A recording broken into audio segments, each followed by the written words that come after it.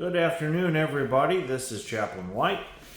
Recorded this last week so that we could actually have the class.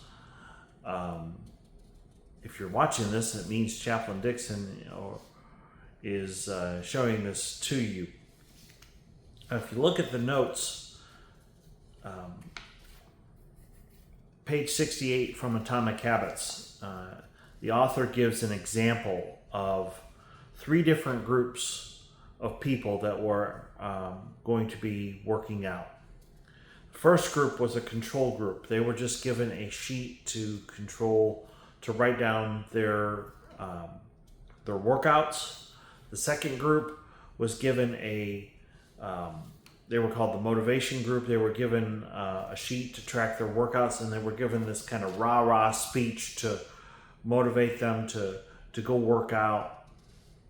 The third group was given the sheet, given the presentation about the rah-rah speech, but then they were also asked to formulate a plan to when they could exercise over the next week. So, for example, they say, during the next week, I will partake in at least 20 minutes of vigorous exercise at this place. The first and second group only participated 35 to 38% of the time. The third group, 91% of them actually exercised. So you have to have a plan if you're going to be successful. Now, on page 69, he says the sentence they filled out is what researchers refer to as implementation intention, which is a plan you make beforehand about when and where to act. That is how you intend to implement a particular habit. You could say, I'm going to write more, or I'm going to do this, or I'm going to do that. But the truth is, you may not lack motivation. You may lack clarity. A wise man once said, if you aim at nothing, you'll hit it every time. So be clear. I'm going to do X at this time at this place.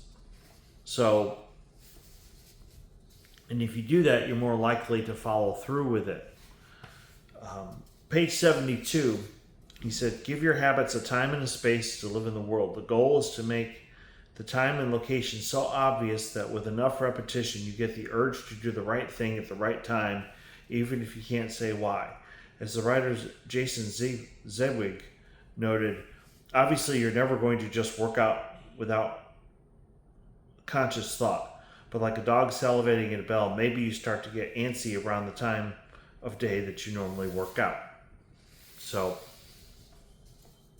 now, I've told you before that the Healthy Habits class draws from 2 different books, not just the Atomic Habits book, but also the book called Power to Change.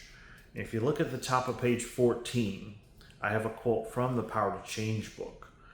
It says, discipline is choosing what you want most over what you want now. When I first started losing weight, I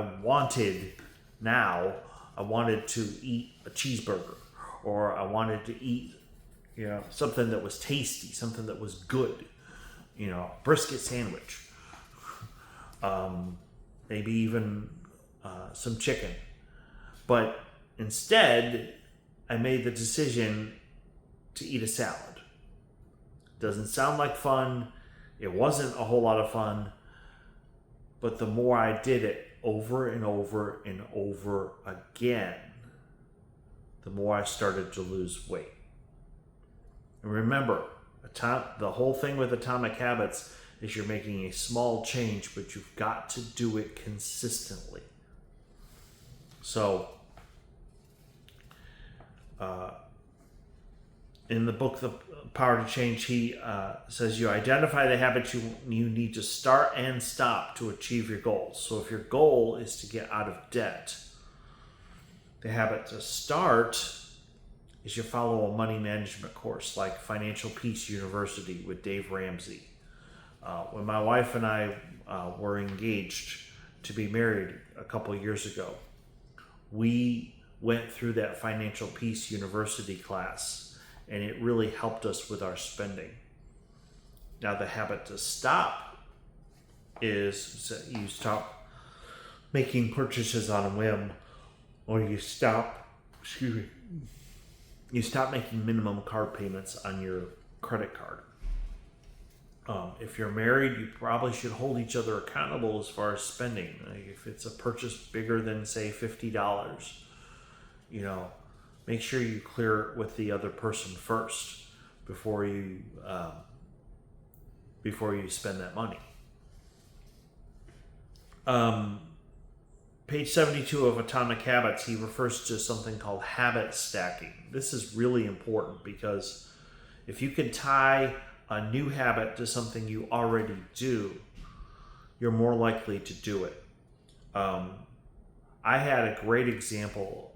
This happened 2.5 years ago, where this guy came to me and said, "You know what, Chaplain? I love to run every morning." And he did. He worked out consistently. He said, "Would it be okay if I prayed when I ran?" And I was like, "Yeah, go for it." And so he would talk about how he had great times of prayer when he was out running. So he took a new habit and stacked it on top of a habit that he already did. And so that helps. I have to drive to work every morning. It takes me about 35-40 minutes every morning to get to work. So what I do in the morning is I'll listen to my audio Bible. In fact, if you have a hard time reading, I would highly encourage you to get the Audible app. And then in the afternoon, I can listen to a book. Right now, I'm currently listening to a book called The Imperfect Pastor. And it's been very challenging. So I'm also listening to this other really good book called The Wounded Healer by Henry Nouwen. So I've got to drive to work anyway. I might as well do something productive while I'm in the car. So,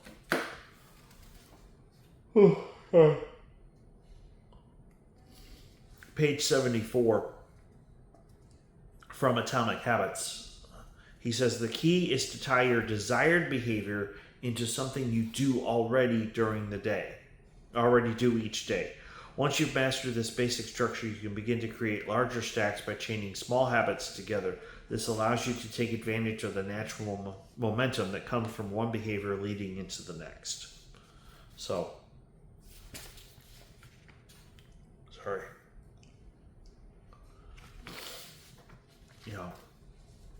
that's what makes it attractive. You're already doing something. So if you can do that with the other thing and put it together, you're good to go. And over the last year, I've been able to knock out several books by doing Audible. A lot of times, when I go to the gym, I like to use the treadmill. I'll listen to a book while I'm on the treadmill. So I'm exercising and I'm growing mentally by listening to a book. So, chapter summary. The first law of behavior says to make it obvious. The two most common cues are time and location. You want to create an implementation intention. It's a strategy you can use to pair a new habit with a specific time and location. Remember, you can either